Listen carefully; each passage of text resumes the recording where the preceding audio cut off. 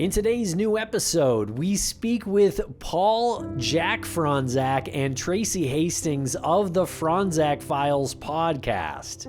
And this was a live show that we did on our YouTube channel a couple of weeks ago. And we've also spoken with them before on the podcast in episodes 582 and 583. Lance, what'd you think of this live conversation with Jack and Tracey? Well, I think it was necessary that we had to bring our new friends of the show out to the public here and have them interact with the live audience because their story, Jack's story especially, is incredible. And it really takes him to explain it and Tracey's contributions to the story to paint a much more clear picture because we even joke about it. It is confusing.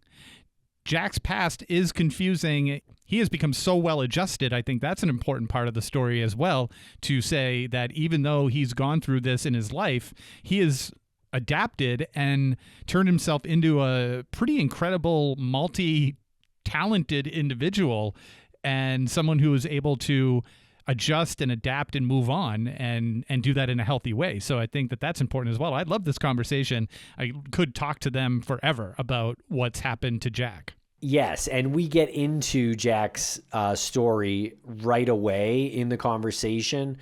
But yeah, he was abandoned as a kid. He was abandoned and found and sent to live with a family that wasn't his. It is a really wild story. And he's written a couple of books about it. There is a documentary about it called The Lost Sons. There are links in the show notes for all this. But he's back now with the living and breathing Fronczak Files. And him and his co-host Tracey, they are now trying to help other people in finding their real families.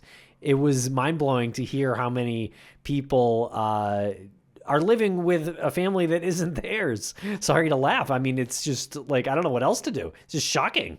Yeah, exactly. And he's technically a foundling. And again, when you hear how many other foundlings there are, it really does blow your mind. And side plot to all of this is that he's searching for his sister, his twin sister, ironically named Jill. So it's Jack and Jill.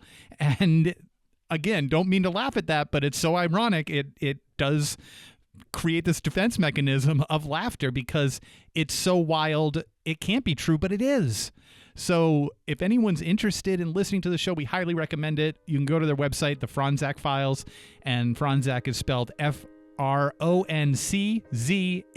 So thefronczakfiles.com. Okay, so please follow us on social media at Missing CSM. We're going to break quick for commercial, and we'll be right back with Tracey and Jack.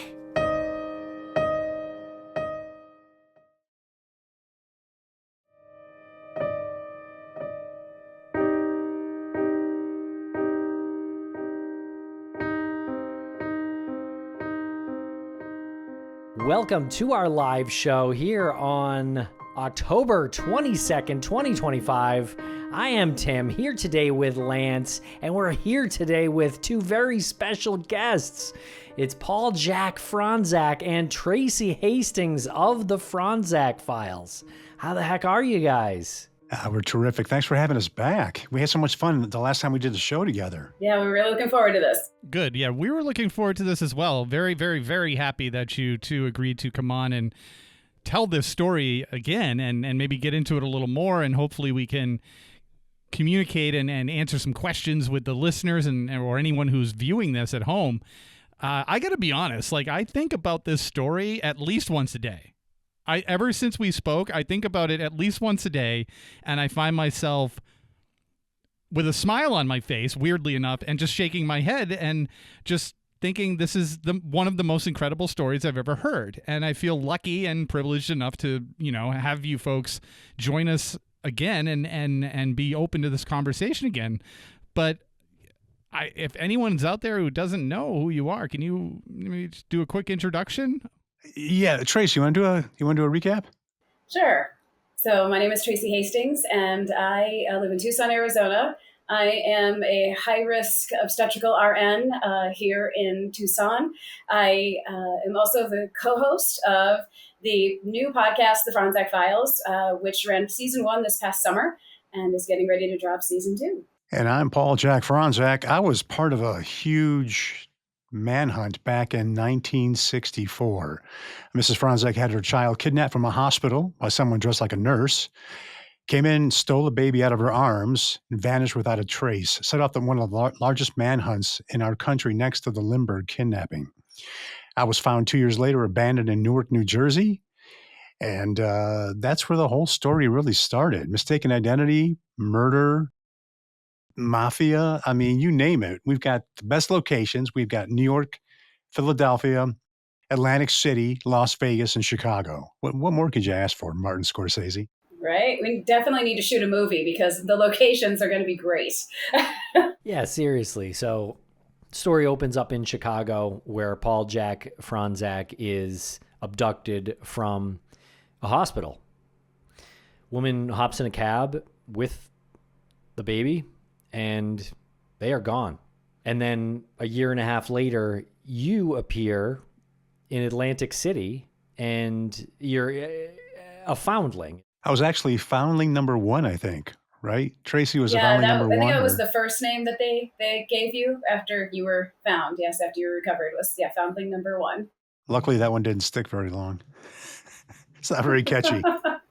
Well, I didn't even know that a foundling existed. I knew the term changeling existed, and that's always been kind of a spooky term for me to wrap my head around. And it is. That is a really, again, spooky thing where a child is swapped and for financial purposes or whatever. But the thing that keeps going through my mind is how you have turned into a very productive member of society when the option to, or not the option, but the direction your life could have taken could have been completely different. And I think that's why when I think about this story, I just kind of smile to myself because it is a redemptive type story. Do you ever look back at your story and just think to yourself, I made some right decisions here? I think they're all right decisions because they brought me to where I am now, where we can actually help other people find their true identities. And like we always say, if we're helping somebody else, we're doing something right. And that's what it's really all about.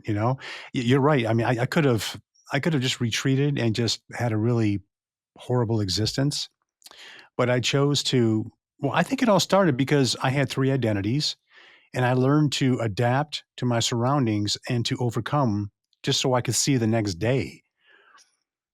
Survive. And I think because of that, I've always been searching for something. And because of that, now we want to search to help other people find their lives as well. Can you tell us a little bit more about that? You said just so I could see the next day. What is that like, that feeling that you're expressing? Well, so my biological parents, I have a twin sister, Jill, and her and I were abused. We were neglected. We were beaten. I was beaten. I don't know if she was beaten, but I had black eyes from several witnesses, cigarette burns, things like that. So I think that I learned to read the room really quickly and figure out how I should act in any given circumstance. And because of that, I think it's really taught me to adapt. I've had over 100 jobs in my life. It's just adapting to whatever circumstance you're in, and it's all survival. And if you take that skill, you can put it into any aspect of your life, and it's a good skill to have. I highly recommend it. I mean, it's an incredible skill to have. And Tracy was talking with us before we started rolling, and before you hopped on, that she told us what you did for a living, and Tim had made a comment he couldn't imagine you doing a job because of the fact that you have been so many different types of people or not different types of people. I'm sorry, because you have been assigned so many different identities, I guess. And when you two met, Tracy, how did you start to process that? And because when we were talking, I mean, we always end up laughing about this, and it is a serious subject, but we do end up making it lighter. How did you adapt? And yeah. And we see that sort of across the board through our podcast, through our interactions with each other. If you watch the podcast, you can see that when things sort of get a little heavy and dark, we do tend to have a bit of sense of humor about it. So, if you don't laugh, you'll cry, as the old adage says. And so, because it's so overwhelming, it's so unimaginable. it's next to impossible to relate to. His story is just almost impossible to get your head around. And actually, I knew who he was prior to us meeting for the first time. I had watched he has a Emmy-nominated documentary about his story. It's called The Lost Sons, and it's currently available on HBO Max. And so I watched that, and that's how I first became aware of him. I was working as a search angel in the genetic genealogy world, so helping people figure out who they were when they were getting unusual DNA results back from places like Ancestry.com and 23andMe. And so I had an interest in people with misattributed identity. And wow, this was like a huge story about misattributed. This is the story about misattributed identity. And so absolutely fascinated to watch this film and thinking the exact same thing. This guy seems sort of normal considering what he's been through. Wow. Or he's a really good actor, which he also is that as well. But when we did meet in person, sort of, it was through a similar platform like this with the group that I was searching with. He came on to do a book review for his first book that he wrote called The Foundling. And so we all had read the book, and so we met to meet the author. And that's how we ended up meeting, was through one of those events that he does for groups like that. And we just sort of got to chatting afterwards and found out that we had quite a bit in common. And we're both musicians, we're both performers. We both worked in the medical world at the time. And so we had a lot of places to start from as far as getting to know one another. And then it just sort of started from there. Like, why haven't you done a podcast of your story? You've written 2 books. You've got an Emmy-nominated documentary. You've done 1,000 news shows, talk shows, newspaper interviews. This is the one place that you haven't gone yet, and why not? And so it was sort of I put it out there. People don't really seem to want to do it. And I thought, well, we sort of reached a conclusion of, why don't we do it? Let's see what happens. And here we are. I like how you said sort of normal. That's very nice. That was my takeaway from that whole thing. Clearly, yes. At least you were listening to what I was saying. I was listening, yeah. So I recently watched the Lost Sons documentary as well, and it's excellent. Well done. Thank you. Thanks. I started listening to your book, The Foundling, as well. And I would just like to hear the order of events as far as the projects go. Was the documentary first, or was The Foundling first? So the Foundling came first, and I never set out to write a book. But my co-author, my friend Alex, and I were on the road knocking on doors, digging graves, doing all these things. Everything was happening in real time, and people were writing in, why don't you write this down? This could be really inspiring for us. So we decided to write a book, and I'm glad I did, because it was good and it's helping people, and that's what it's really all about.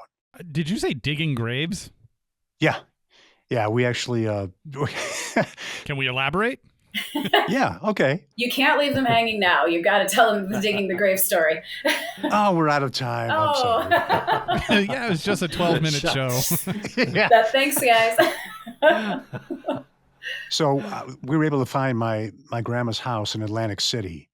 And my dad was involved with law enforcement somehow, and we heard stories on how one of the twins, obviously not me because I'm still around, but Jill, who we're still looking for, possibly could have been murdered. And I thought, well, if she was murdered by my parents, they probably buried her in the backyard. Because, I mean, it's Atlantic City. What else are you going to do with the body? So I found my grandma's backyard, and I paid this guy to do a ground-penetrating radar sweep of the backyard. He found 3 possible grave sites in that backyard, which, from what I understand, Atlantic City, that's really not that many. And we only had time. He put an X on them, just like the movies, and we had time to dig up 1 hole.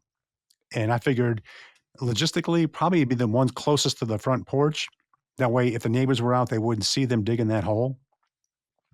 So it was a really hot day in Atlantic City, about 95 degrees. And I'm in pretty good shape. So I started digging. I got like 3 feet down. I'm like, I can't do any more of this. We looked across the way, and we saw a couple of guys digging a pool. And so I walked over and I said, hey, who wants to make $100? Help me dig a hole over here. So this one guy, Shane, came over. He said, yeah, I'll dig a hole. I do this all day. So we jumped in there and started digging that hole, got down about maybe 5 feet. He said, what are we digging for? I said, possibly my sister's remains. He looked at me and he said, "I've got a daughter. I'm going in." And he just went down and that dirt was just flying. Got down, the water started coming up because we were right off the Atlantic Ocean. And all of a sudden you see little bones fall in the shovel. And even though it was a busy street in Atlantic City, you could hear a pin drop. And he held the shovel up and he said, "I've been digging holes out here for 20 years. I never saw any bones. I've got a shovel full." For a second, I thought, okay, that possibly might be my sister. But then this calmness came over me and I started thinking, no, she's alive. So we took the bones, we had them analyzed, and they ended up being animal bones. But who's digging a hole 6 feet deep to bury your dog? Yeah, I don't know. As someone who buried my dog last year, maybe a few feet. It was like 3 feet. Yeah. Yeah, I'm sorry about your dog. It was sad. It was very sad, but thank you. I appreciate it. Yeah, I'm sorry. Didn't mean to tap into that emotion. Sorry. See what you do? You don't even intend for things like that to happen. All right. It's incredible. I'm sorry, Tim. Now, what inspired you to get this documentary going? I love the way it's told. It's told in almost like a hypnotic way. That's kind of the only word I can use to describe the style. It kind of forces you to think a lot with just silences, and I really like that. Yeah, can you tell us a little bit about how this project came to be? Yeah, so actually, Raw Productions from the UK reached out to me. They saw clips of my story, they heard interviews and things, and they thought it'd be a really interesting story to really follow up and really dig into and make a docufilm out of it. And so they reached out to me and we had a meeting. We talked about it, talked about direction and how we saw the project, unfolding. I've always liked the UK, how they've envisioned things. I mean, that's why, it seems like America steals all their shows and then makes them hits over here, right? Like The Office, things like that. But I liked the vision that they had, and that's what we did. We just started shooting it. I wanted something that would unfold in front of your eyes, like you were part of the journey. And you really can't help but get sucked into it, right? Like once the opening scene hits and you're invested, you can't look away. You need to know what happens next. And then when you stop and think, this is his life. This is not a movie. This is not a fictional book. This is actually someone's life. And all of these things actually happen to him. Do either of you get sort of overwhelmed with the telling of the story and trying to piece it together so everybody can understand what the story is? That's a good question, Lance. Like when we first met, it was because I guess I know it so well because I lived it that sometimes I don't put pieces together. I'll just jump around a little bit because I get excited about talking about it. And then I'll miss certain key elements. And like in the beginning, you were like, I don't understand. And yeah. It's it's easy to do that when you're very familiar with the story to sort of assume that people know some of the things, but yet there's people that don't know this at all. So making sure that we don't leave important things out, so that people are able to follow the story in a way that makes sense to them, and not skipping over things that we think that's not really important. What we're discovering is that through the podcast is people are wanting those details. They're absolutely begging for them. And so we get a lot of comments of people asking, what about this? What about that? And then we come together and say, yeah, we didn't really address that. And maybe we should have. So learning to not speed through it, to not tell like the Cliff Note version of it, and to give everyone all of the information so that they feel like they understand it because it's so complicated. That's why we really wanted to do the podcast, because I've heard so many people recap my story, just the facts. And, a lot of it's wrong. And I really wanted to key in on the human element, how it actually affects people, their emotions, everyone involved with it, not just the key players. Because everyone that we come across that have been part of this, they have taken it with them for the last 40, 50 years. So it's really a deep feeling. And that's what we really wanted to do was capture that. And we're feeling that with the two of you. We came on here and we did the interview with you guys, and then it was like, we want you to come back because you cannot help but feel moved by his story. You cannot avoid it. And we'll be right back after a quick word from our sponsors. Thanks to our sponsors, and now we're back to the program. Right, and this isn't a question, it's just an observation. Your story is podcast perfect for this genre. It has all of the elements that intrigue people. It's true. You are hosting it and producing it, and you have a mission as well, and it's long form. And this isn't a 30-second, news cut on the local channel. This is something that you've just embedded into people's ears, and they're walking away just like Tim and I walked away from our first conversation, and we were like, this is the most incredible this is the most incredible story we've heard. And taking this and identifying that this is exactly what this genre needs for podcasting is brilliant and absolutely the right way to go about the overall mission, which is, I just remembered we compared it so closely to Fox Mulder's mission, what he needed to do in the X-Files. I mean, That's right. You had to find his sister. Your sister. Can we talk about your sister? Absolutely, yeah. And I wanted to say too, Lance, that doing this podcast, I have Emily and Colleen and Tracey on our team, really digging deep into the story. We're finding out new information. So even though the story happened a long time ago, it's still happening, and we're learning more and more, and we're solving things that we thought would never be solved. So it's still happening in real time, which is amazing. And this case has been looked at by the FBI, by the New Jersey State Police, by the Chicago PD, by professional private investigators, by National Center for Missing and Exploited Children. All the heavy hitters have examined this case, and there's still things that we're finding on our own. Yeah. Podcasting is the right medium, like Lance said, because it's living and breathing, and you can make edits and change and produce a new episode within a day if you need to. So this is the right medium to conduct a real-time investigation into your life like this. But your investigation into your life, I don't want to say has concluded, but it's led you to the investigation into where your sister is. So I guess, can you just take us through that a little bit from how you discovered your sister was missing? And what are you planning to do? How are you going about to finding her? Okay. So Cece Moore, probably one of the top genetic genealogists in our country, she does Finding Your Roots, all these different shows, works with Parabon. They're solving cases almost daily now, it seems like. She reached out to me, and she and her team wanted to help me find my identity and help me find the real biological Paul Fronczak.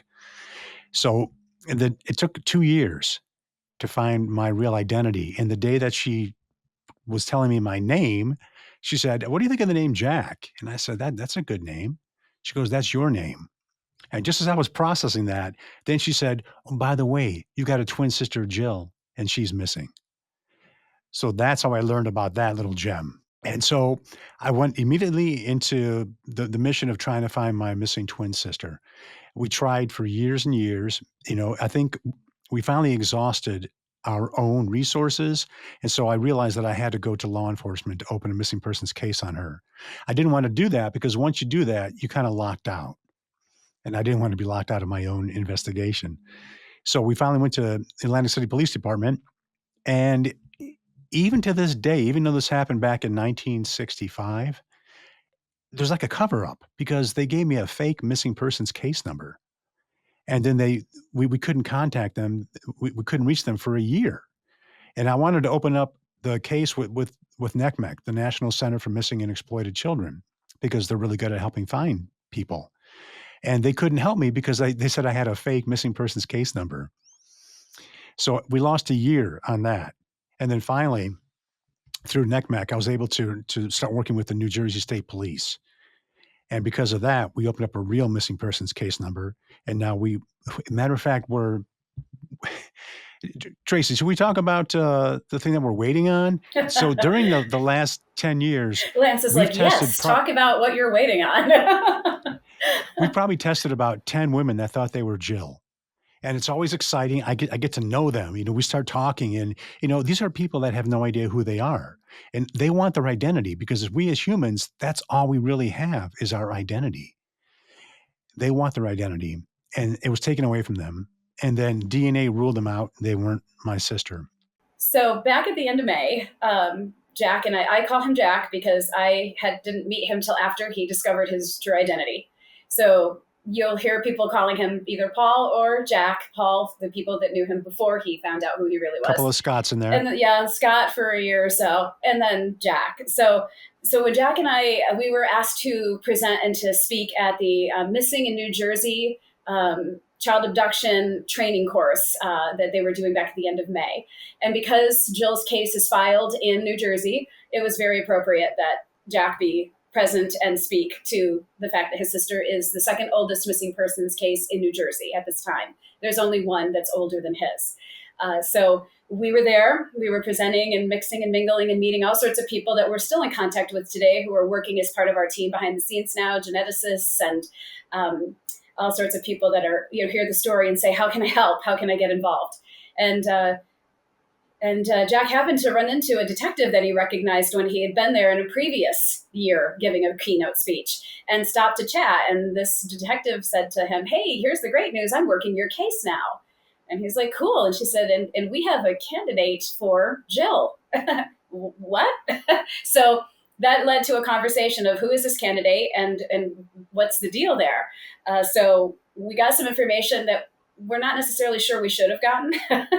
The treatment that we got after we revealed what we knew was like, okay, you know that? Yeah, we do. So what we were told was that this tip about this potential Jill had come into the New Jersey State Police in November of last year. So November of 2024, a tip was called in that a woman was telling people certain things about her past that led this friend of hers to believe she could be Jill Rosenthal. And her friend called the tip in. So what we know to this point is nothing has been done in the last year regarding that tip. There's been nothing advanced for that. Nobody has been sent out to collect DNA from her. Nobody has even reached out to her, as far as we're aware, to ask any questions at all. It continues to be a cold case. Because Why? That's a great question. And that's the question. Why? Why is this sitting when this is so simple? I mean, you know what? I'll go collect the DNA from her. We don't need you to send a police officer from New Jersey to her location to collect this DNA. We'll go do it. This is not hard. So either it's bureaucracy or it's a lack of resources and time, which we know all police departments suffer from, a lack of time and a lack of resources. We know that. It's a chronic condition in this country in lots of areas of our culture. But this is sort of easy. Here's her address, here's her name, here's her picture. Go do a swab and let's rule her in or rule her out. So that's part of our mission is, you get to a point where you might decide you need to go around, under, over official agencies in order to get stuff done. Kind of bend the rules a little bit. Maybe just a little. It's maddening because if she is my sister, it's once again, another whole year has been wasted, and people die. It's a chronic problem. The kidnapper of the real Paul has never been identified either. And as soon as Yet, exactly. And as soon as the real Paul was identified, they closed the case. The FBI closed the case, and there's no kidnapper identified, but they closed the case. We haven't closed the case, however. So. Yeah, I'm sorry with the police have limited resources and, that's why they can't look into these things. And Tim and I talk to families all the time who have the same experience and they say, so sick of hearing it. But where are the resources going? Exactly. What exactly are they doing? Because it's this seems like a slam dunk. This seems like we're not going to get ourselves into any hot water with this one if we just simply help this person out and find out if this is his sister or not. It doesn't sound like something that's going to occupy a militia of police officers and, months and months and months of training. This is something that's just sort of, I would assume, in line with what they do. Anyway. We would agree with you. Just a knock and swab, right? Yeah. Swab. And if they say no, then you go from there. But that's the only thing that would extend this entire circumstance. There'd be nothing beyond. It's what, a month of work, maybe? I'm just wondering, like, what the hell else are they doing? Yeah, It's like us as podcasters, and we're like, we just don't have time to release episodes. Yeah, you know what? You make the time. I mean, like most of us, right? Most podcasters have a day job. Like, this is not our job. This is not how we support ourselves.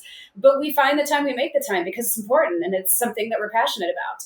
And aren't they supposed to be passionate about solving cases? Isn't that what their job is? Isn't that what they're getting paid to do? Yeah.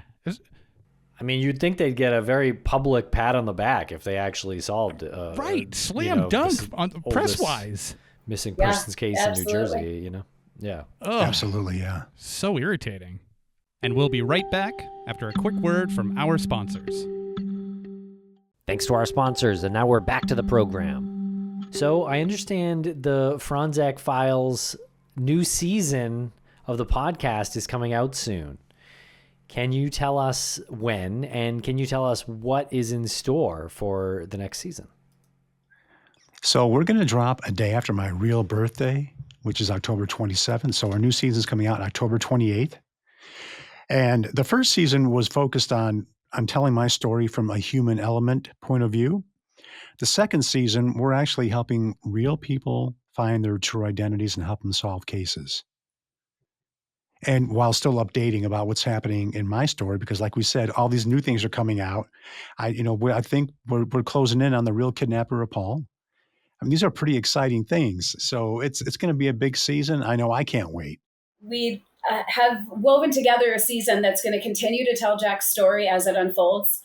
We did not reveal all of our cards to our listeners in season 1. So there is more to come. And we are continually researching and working on this case in real time, as well as the team behind the scenes as well. But we also wanted to help other people and people like Jack. So in season 2, we have someone that we have helped discover their true identity, who was a foundling just like him. So who saw his story, saw this was someone that might understand their situation, who better to understand their situation, reached out to us, did a DNA test, and our team was able to identify people that may be integral to this person's story. So it's very fulfilling for us to be able to help people that are looking to figure out who they really are. We're fallible as well. We can't solve every mystery. We are as limited by our accessibility to records and information. Not everything is digitized as of this point, as far as records go. Some stuff does take on the ground research to do. And as you guys know, you don't necessarily make a lot of money doing a podcast and travel. There's a lot of things. It's expensive to do those things. So all down the road for us to do. But it's been very fulfilling for us to help people, even give them a little bit of information about who they are, where they come from. And then our other mission is to highlight cold cases this season as well. Things that have gone cold that maybe if we can help put them back under the spotlight, someone might remember something, someone might recall a detail or think, yeah, you know what, I don't know if this is anything, but maybe I'll just reach out and let them know. We want to hear everything. No tip is too small. Yeah, totally agreed, because there could just be that one thing that is a detail from someone's past that Jack remembers, or he says something on the show, or you say something to him, and that, ignites this memory that he didn't, realize, and you start to think about it a little bit more. Someone could hear that, and it's the same thing. Maybe a time when the two of, Jack and Jill were together, and now we have somebody who just like randomly heard it, or a friend, randomly hears it and passes it along to somebody else who might have said, like, I really don't feel like I am the person I've been told I am. And that's a really real feeling. And that's a feeling that you had, right, Jack? Like, you Absolutely. never felt like that. I still have that feeling, Lance. Right. Okay. So that brings me to this word. I just wrote down identity in this book. And by the way, I looked at my notes from the last time we spoke, and it looks like a schizophrenic person wrote this, because I was so all over the place. I wanted to refresh my memory on what we talked about and what my questions were. But I wrote down identity is more than a name. And I think that's why it's so hard to kind of wrap my head around this, is because we've always been identified as our name, and you kind of take on the personality of your name if you realized it or not. Like, I know a lot of people who, I don't know a lot of people with a certain name, but I know people with a certain name, and I'm like, God, I don't really like the person who has that name. They always seem to be this type of person. And no more than just an observation. Is there a name that you've identified with, like, even if you haven't like said it out loud? So it's funny. Tracy just said this the other day. She said, I'm starting to see when you're Jack, when you're Paul, and when you're Scott. In like certain situations, I'll revert back to either the toddler that was, neglected and beaten, or the Scott when I was trying to fit in with this new family, had no idea what was going on, or all of a sudden I'm thrown into this life of Paul, where my parents already had preconceived ideas of how I should be because I was their child, but I really wasn't, and so that comes with a lot of responsibility too. So I mean, I'm definitely a Jack. I know that all the way. Paul was I think Paul was the chameleon, the one that just tried to fit in whenever he had to. And then who's Jack, Tracy? Well, I think that Jack is the guy that so we're both musicians and we perform together. That's one of the other things that we do outside of the podcast. And when he's on stage, he is absolutely Jack. That's where he lives. That's what he loves, is to be on stage playing his bass. And that is where Jack absolutely comes out for sure, is on stage. And when I first met him, I was like, Paul? He doesn't strike me as a Paul, just like you said, Lance. Like, certain personality traits get associated with a name. When you hear a name, you sort of have a preconceived notion of what that person might be like. When you hear the name Paul, it brings up a certain image of maybe other Pauls that you've known. And when I met him, I was like, that name doesn't fit him really at all. Doesn't seem like a Paul. But a Jack, yeah, absolutely. And it's interesting how just a different name can make you go, yeah, that fits. Yeah, you're 100% a Jack. I mean, Yeah. Well, thanks, Lance. Nicest thing I've heard all day. So tell us about these people who come to you and they want to know their identity, and you are helping them in season 2. You mentioned that there were, I don't know, you said a number that was surprising to me. I think you said about 10 possible women who could have been Jill had come to you. How does that amount of people not know who they are? Tim, there's thousands of people out there, probably tens of thousands, who don't know who they are. What am I missing? How? Tracy, you want to give a breakdown on that? Sure. Well, the thing that we have to remember is that at the time that Jack was born, this was a very different era. So born in the early 60s and a child through the mid 60s. And this was a very different time. And so what we're discovering is that people born in that era, when they're taking DNA tests just for fun, right? Oh, I got it for Christmas. I'm a genealogist. I want to go break through a brick wall. I'm just curious. I just want to see what my ethnicity is. They take this test and go, who the hell are all these people on their match list? Because they aren't recognizing anybody. Like, who are these people? And so I think the number is about 20% of all people who take a commercial DNA test have a DNA surprise. And most often it's the man that raised me is not my biological father. And, we have to remember the 60s, free love, people, though everything looked really shiny and happy and very, Cleaver-like, very Brady Bunch-like on the surface, behind closed doors, everyone was sleeping with everyone. And it was just sort of that type of culture was going on behind closed doors. And it's now coming out. You cannot run, you cannot hide. This is now, people are discovering this on the daily. And this is causing people to have real existential crisis. Like, this is an identity crisis. You not only grow up with the name that you have, and that helps shape your personality, you also identify with this parent. Whichever parent you may discover is not actually your biological parent, you've identified with this person. So if, say, you discover your biological father is not, the man that raised you, well, the man that raised you may have certain cultural affiliations. Maybe they are Irish or Scottish, and you have grown up in that culture and you identify, And then all of a sudden you're told, no, you're not Irish at all. You are 100% Russian. What? Like, and to someone who hasn't experienced that, it might seem benign, but to someone who has experienced it, and we work with those people all the time, it's absolutely devastating to lose half of your identity, let alone all of it, which is what happened to Jack. And so that's a huge number. 20% of all people, two out of every 10 people who take a test get a surprise. And so this is why there's so many people out there that don't know who they are. They're at least missing half of who they are, or they discover that maybe they were donor conceived and their parents never told them, or they were adopted and their parents never told them. So secrets are no longer hiding. We're coming for you. And it helps answer a lot of questions, because when I was growing up, I was drawn to music and acting and all these things that my parents never exposed me to. They never listened to music. Whenever they would leave, I'd have to, I'd be playing my Rush albums really loud. But when they were home, there was no music in the house. So, I mean, you have questions like, why am I drawn to music? Why am I playing instruments that I was never exposed to? And it's all DNA. And when you find out that it's not really your biological family, and then you do find the real family, all of a sudden those questions get answered. And that's what gives you the complete picture of your life. Yeah, Rush, though?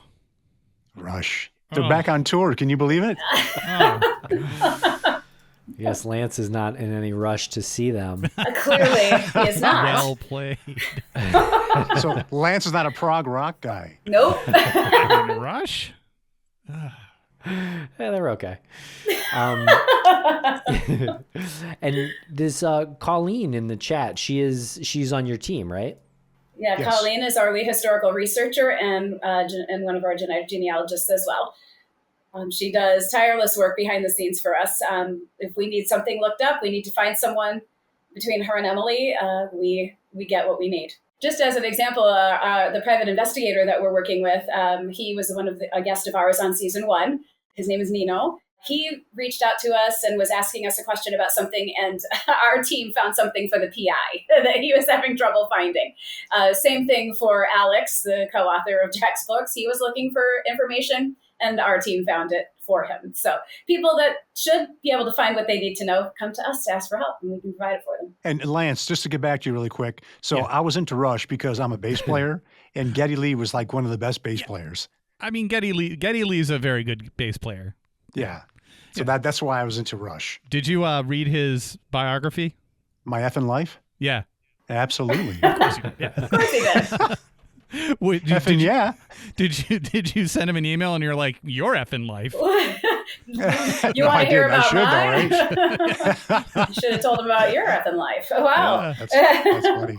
I just want to shout out a couple people in the chat here. Ben from Wales, he says hello, and I think I'm going to try Preya is here, and best comment here, just got here. What's this about? He didn't miss anything. Yeah. Yeah. Can we start over? Yeah, in the middle of something here. And we'll be right back after a quick word from our sponsors. Thanks to our sponsors, and now we're back to the program. So I can't wait to hear the second season of the Fronczak Files, and you're going to interview some of these people that you're helping to find their identities? Yeah, we have some really good guests. We've done a couple of interviews already, a couple of shows, and I think it's going to be a really, really good season. Inspirational, just it's everything. It's the full package. And I remember asking you this when we chatted the first time. When you were digging and you found the bones, or when the gentleman who was digging the pool and helped you and they found the bones, and you had this like sense of calm that came over you and you knew that wasn't Jill, do you still have that same feeling that she is alive? And would you know if you saw her that that's her? You know, that's a great question. I've talked to several psychics, and they all say the same thing. They have no idea who I am, but they all say that I've got another part of me that is out there alive and has not crossed over. So that's reassuring. So I got that going for me. Oh, that's cool. Yeah, it really is. And, you know, it's like if I was walking down the street and if she walked by me, would I know? You know, that's like an X-File thing right there. I think I mean, you never know. I might get a certain feeling. The hair on my arm might stand up. Our eyes might lock, and we can look in each other's souls immediately. I mean, who knows? And that's. I mean, I would like to believe that. Yeah. I mean, and we know that twins do have a connection to one another. You share a womb for 40 weeks, or maybe a little less, but you share that space together. They bond, and you hear stories about twins separated at birth who grow up to be incredibly similar to one another. They work similar jobs, they live in similar houses, they drive similar cars, and they have had nothing to do with one another their whole lives. So, I have faith that he will know her when he sees her. They will know each other because twins have that bond to one another, even after spending 60 years apart. I believe that they will know. What if she's a bass player? She's a bass player and she loves Rush. Oh my God. So we know Lance is. Lance would be twin. like, no. Yeah. Come on. Really? That would be crazy. But would you be surprised? Nothing would surprise us at this point, Lance, to be honest with you. Yeah. But if anything, we'll find her and she'll have a crazy story as well. It's so I can't wait to find her. Yeah. Speaking of crazy stories, can you tell us about, you mentioned the person who kidnapped Paul Jack Fronczak and how you're potentially closing in on who that was. Can you give us an update on how that is going? So the person that raised biological Paul, Kevin, his fake mom worked for the mob in Chicago. We found a connection to another person who also worked in that line of business, and they both ended up in Arkansas. And that's what we're working on right now. Okay. So, yeah, I mean, Arkansas sort of comes out of left field, right? Like, what? Chicago to Arkansas? Like, how in the world does that work? But I think when you're invested in this case, you go, yeah, okay, that works, because nothing surprises us anymore. But what we have discovered is that we were able to get information that the woman that raised the real Paul at the time of the kidnapping was dating a doctor in Chicago at the time the kidnapping happened. And then apparently at some point after the kidnapping occurred, this woman moved to Arkansas for an undisclosed amount of time. When she returned, she had Paul with her, and his name was Kevin Ray Beatty. So she clearly got this child while she was gone, and apparently in Arkansas. So then we needed to turn our attention to Arkansas. How would Paul have gotten from Michael Reese Hospital in Chicago to Blytheville, Arkansas? And so that's sort of how we started putting some pieces together. And we, not too terribly long ago, we did what we call a mini episode on our hiatus. And so we did it about these two women, the woman that raised the real Paul Fronczak and the woman that we suspect is the kidnapper. And we identify her in our mini episode. I almost need you to explain that again. Right? Because it's, like everything else, it's really complicated. Yeah. It takes me a little while. It's a little complicated, but I feel like my brain doesn't move as fast as it needs to move when the two of you are telling these, updates or telling the story. Tracey, pull up the PowerPoint. Yeah, right. So the woman that raised the real Paul Fronczak, her name was Lorraine Fountain. And Lorraine Fountain raised him as a single mother. And she told him that his father was a professional football player in the NFL. And there never was a professional football player in the NFL with the last name of Beatty. So that was pretty easy to be ruled out that was not accurate information. Plus the fact that he was the kidnapped child. Right. So we knew that. We knew his parents were. That's not true. What we also know is that when Dora Fronczak was shown a photo of Lorraine Fountain, she said, no, that is not the kidnapper.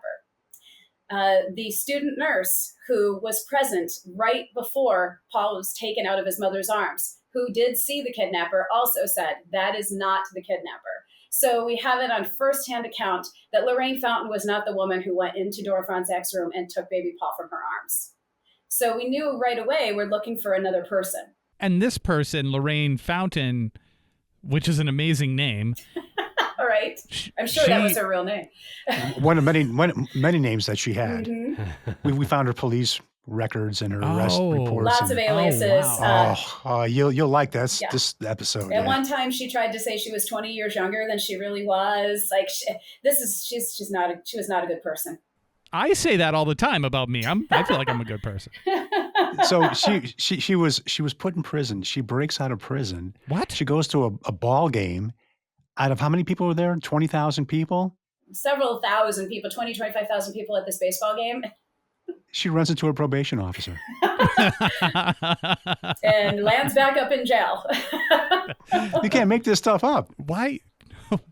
And so this is the woman that raised the real Paul.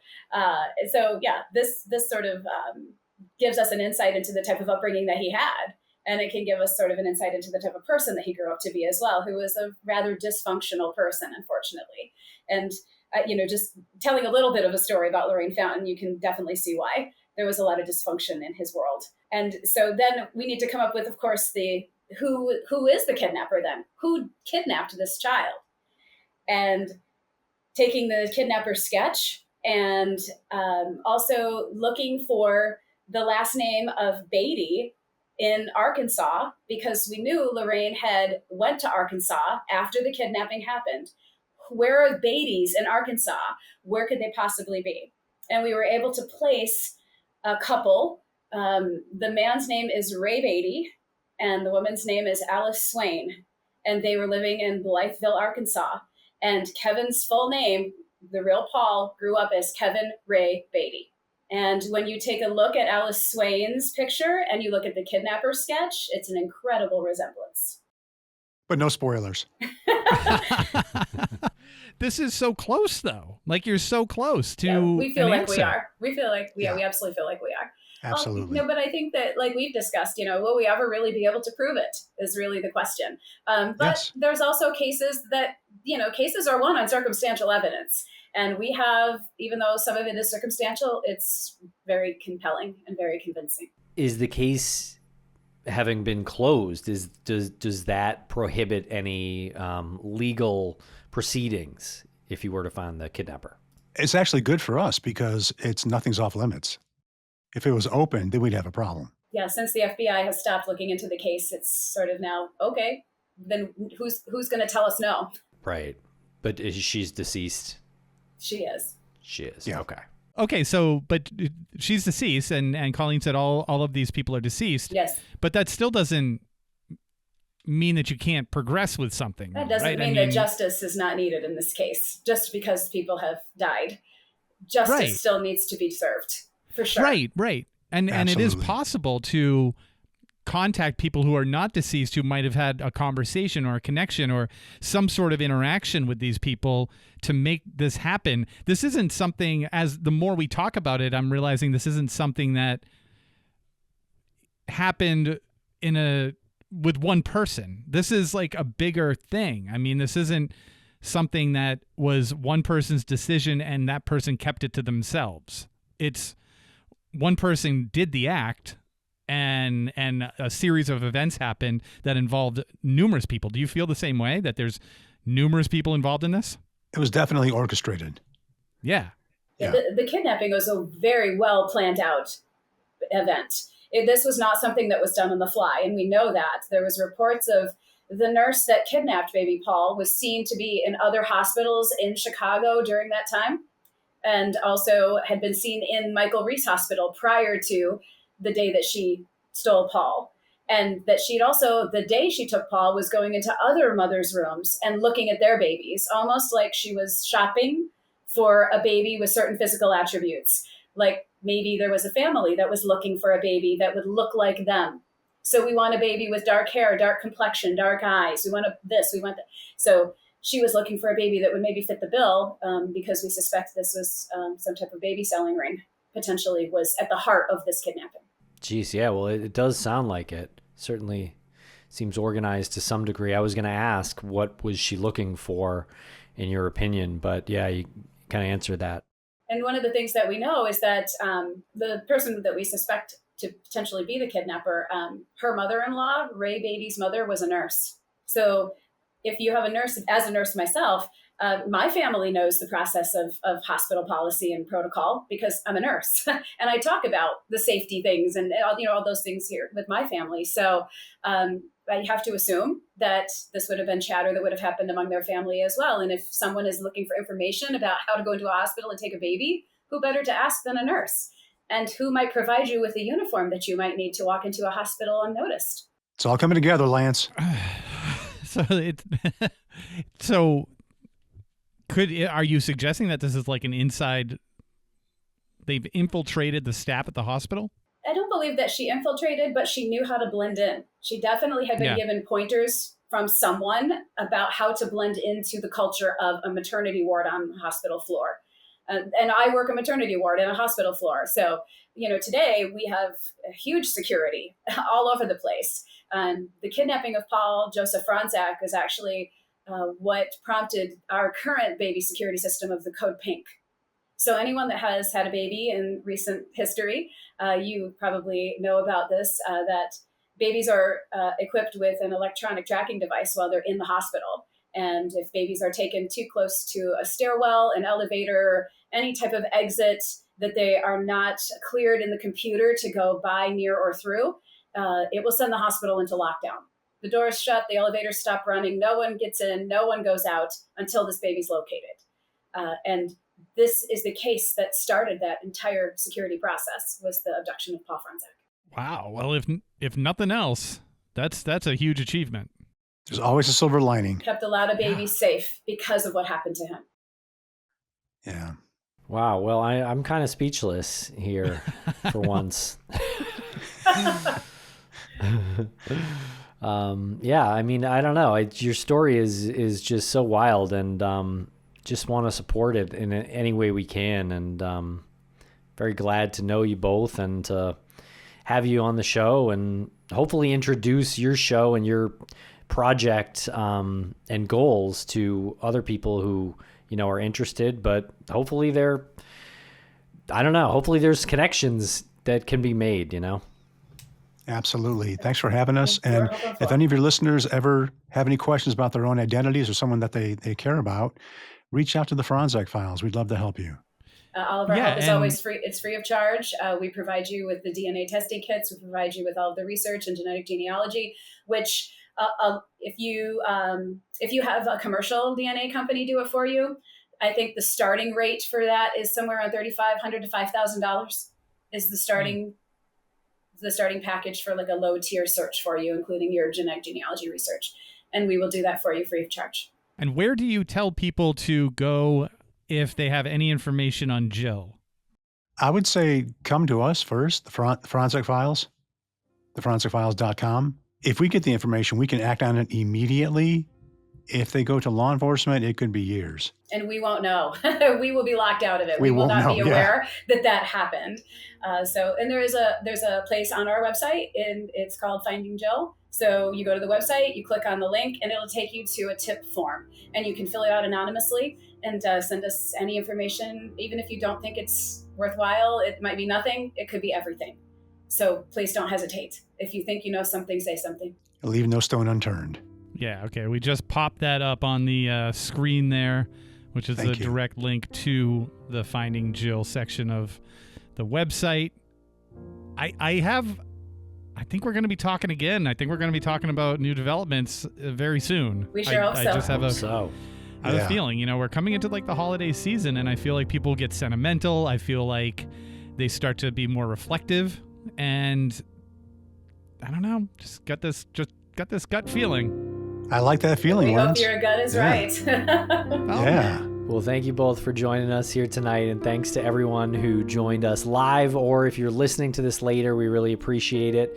Make sure to like and subscribe, and make sure to check out the Fronczak Files podcast, as well as the books and the documentary, The Lost Sons. Thank you so much, Tim. Thank you, Lance. Thank you, Tracey. Thank you, gentlemen. This was a lot of fun, and I look forward to doing it again. Yeah, absolutely.